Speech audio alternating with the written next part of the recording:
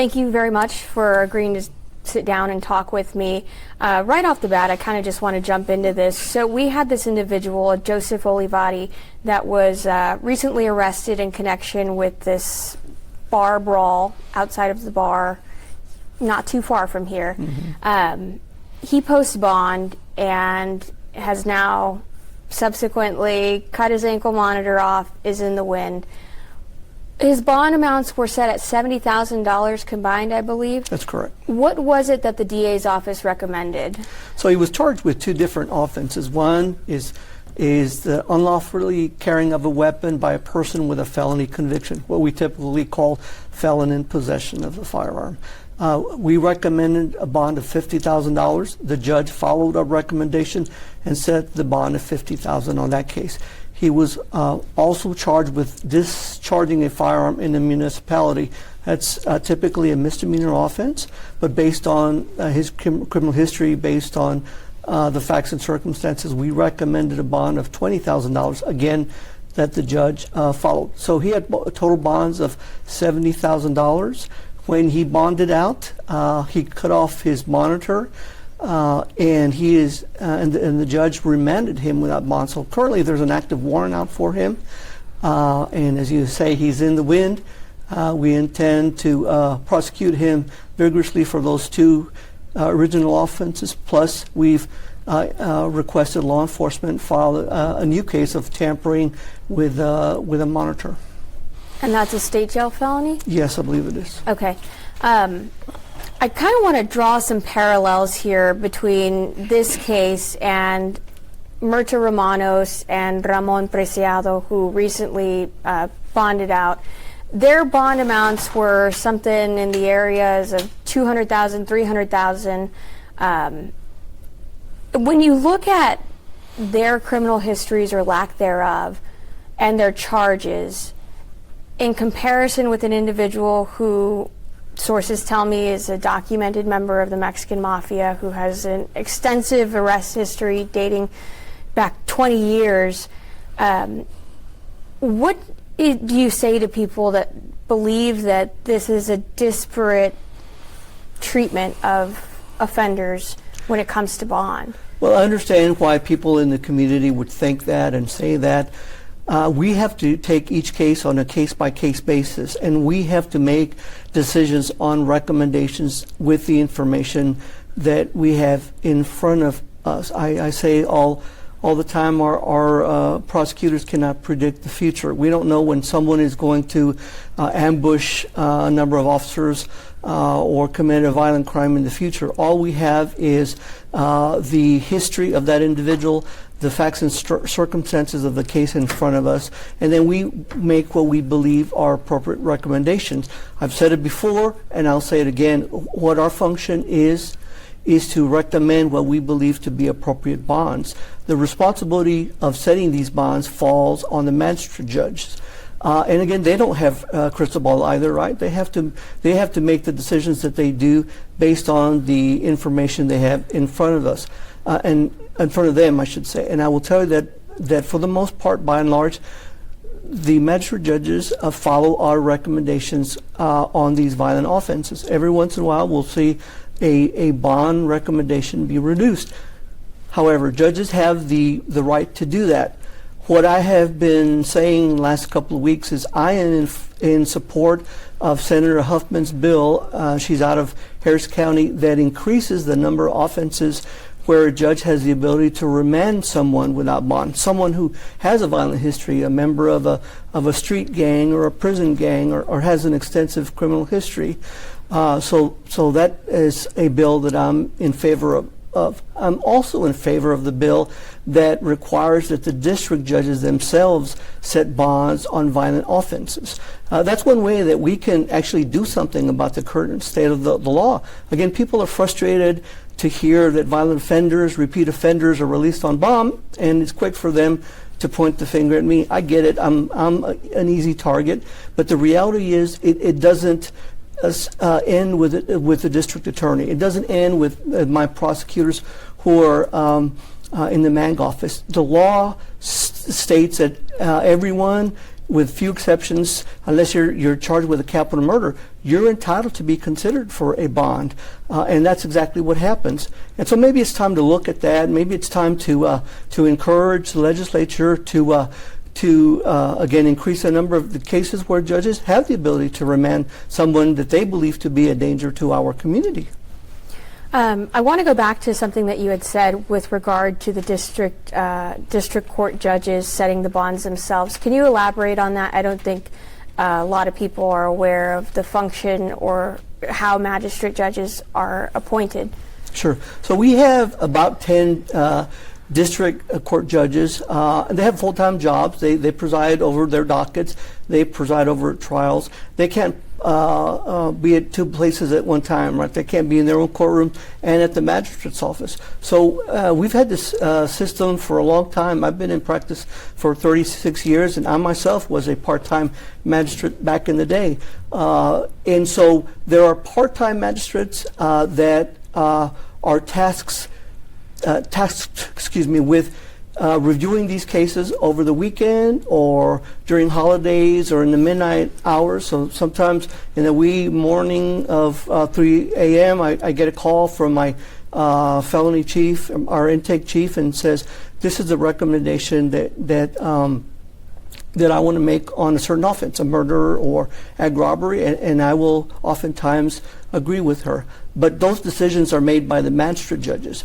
What this bill requires is that the district judges come up with a system where they themselves either with a phone call or some kind of communication authorize either a magistrate themselves to set the bond, or they themselves on some kind of rotating basis may be required to be present at a bond hearing.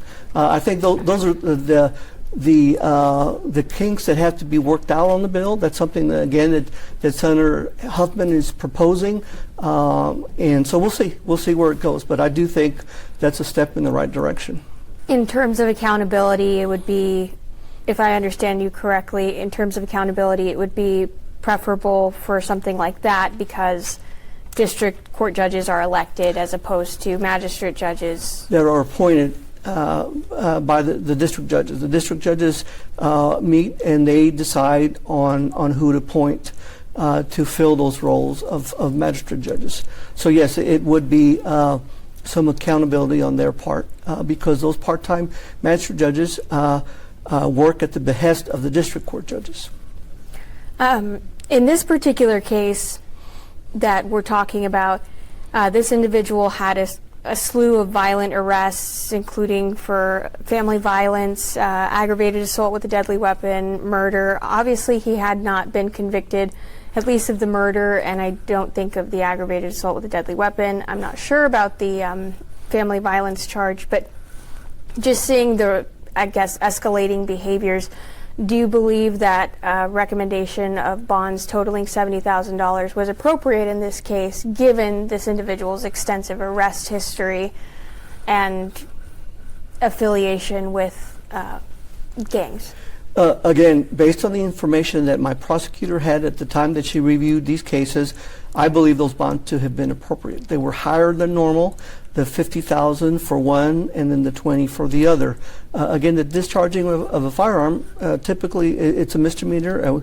We're probably talking on the average of $1,500, $2,500. We recommended $20,000, and so I think that was reflective of her decision to recommend them at that level based on this individual's history and the facts and circumstances of this case. And with regard to Chip Roy's letter addressed to you, anything that you want to talk about on that front, any response that you have? Yeah, I have been pretty vocal about my response to his letter because he's incorrect when he says that the reason this community is not safe is because of my lax bail bond policies. That's untrue. I've never had lax bail bond policies. From the very beginning, from the first day that I entered into this office, I instructed my veteran prosecutors that are reviewing these cases over at the magistrate's office to make recommendations on a case-by-case basis. I have never instructed any of my prosecutors to recommend a low bond or a PR bond on a violent offense.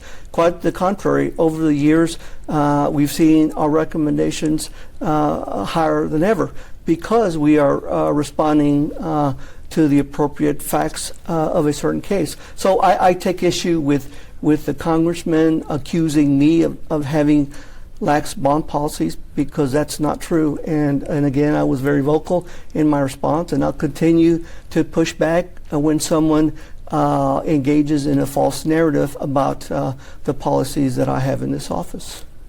Are you surprised at all by, it seems like a very big misunderstanding about how bond works, whether it be from the congressman or anybody else that has had something to say about? It is understandable that it is confusing. It's confusing to, I run into members of the media, members of law enforcement even, other politicians that don't understand how bonds work.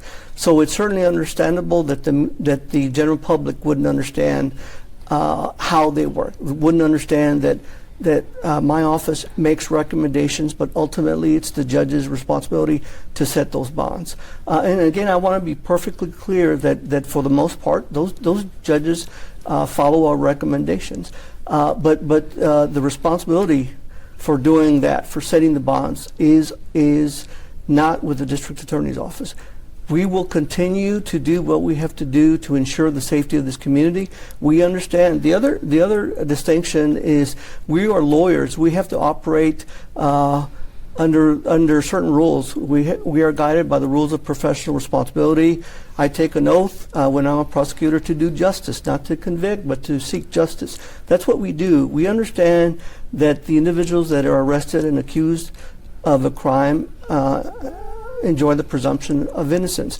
However, when we have the evidence, we will vigorously prosecute those individuals. In the last 10 days or so, we've had some stout convictions, 75 years on a murder case, 45 years on another, 50 years on another in the last, as I say, week and a half. So we'll continue to do our job, but we have to operate within the confines of the law. Is there anything that you want the public to know about this particular case that perhaps is not publicly known or commonly known?